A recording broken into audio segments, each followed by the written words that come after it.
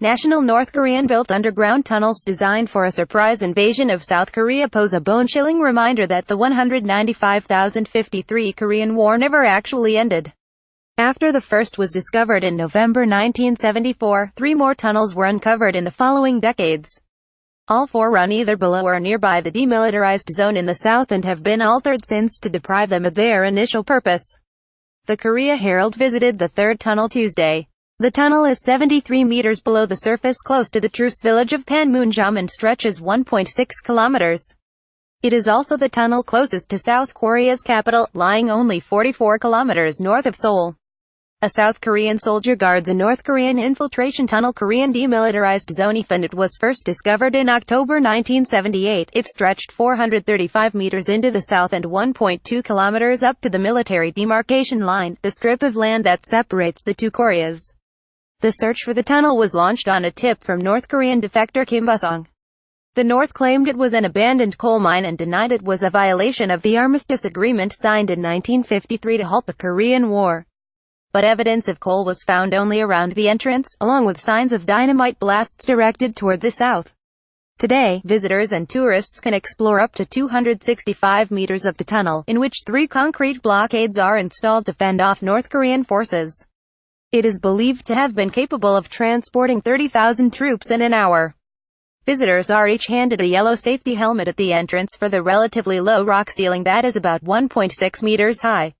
Before entering the main tunnel, they must walk down a steep 358-meter passageway built by the South that acts as a gateway. Safety helmets are provided for visitors at the entrance to the 3rd tunnel.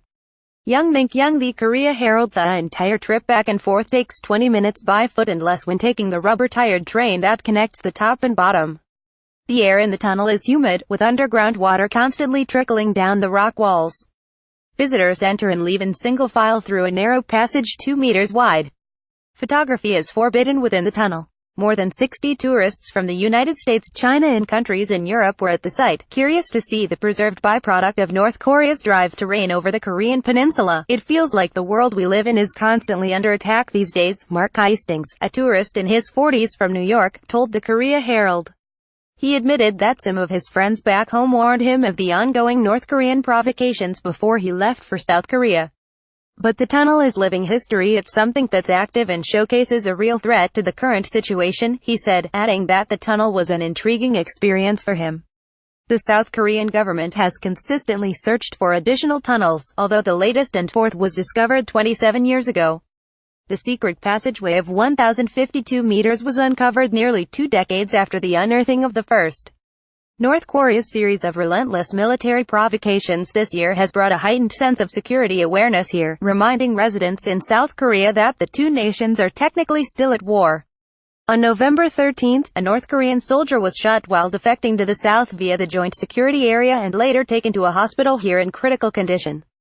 Other North Korean troops reportedly fired about 40 rounds at the fleeing soldier. It was the first shooting at the JSA since North Korean and United Nations Command soldiers traded gunfire when a Soviet citizen crossed the border in 1984. The DMZ has been relatively quiet for a border that stands to separate the temporarily halted hostilities of war, but the silence was recently ruptured by the fortunately rare of gunfire.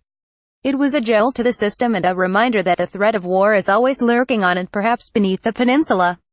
To visit the 3rd tunnel, the most convenient option is to participate in a 5-hour DMZ tour program via travel agencies.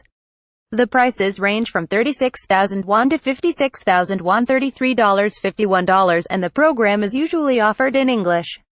Reservations should be made at least 3 days in advance.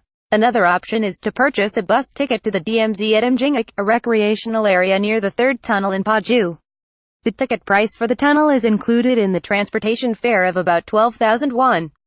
The nearest train station is Dorasan Station, home to the Gyeonggi Railway Transit Office and the final stop of the DMZ train, which can be boarded at Seoul Station. Unauthorized vehicles cannot enter the area. All foreign visitors must carry passports to enter the DMZ and nearby areas, while South Korean citizens can present other IDs such as driver's licenses. MK Young at heraldcorp.com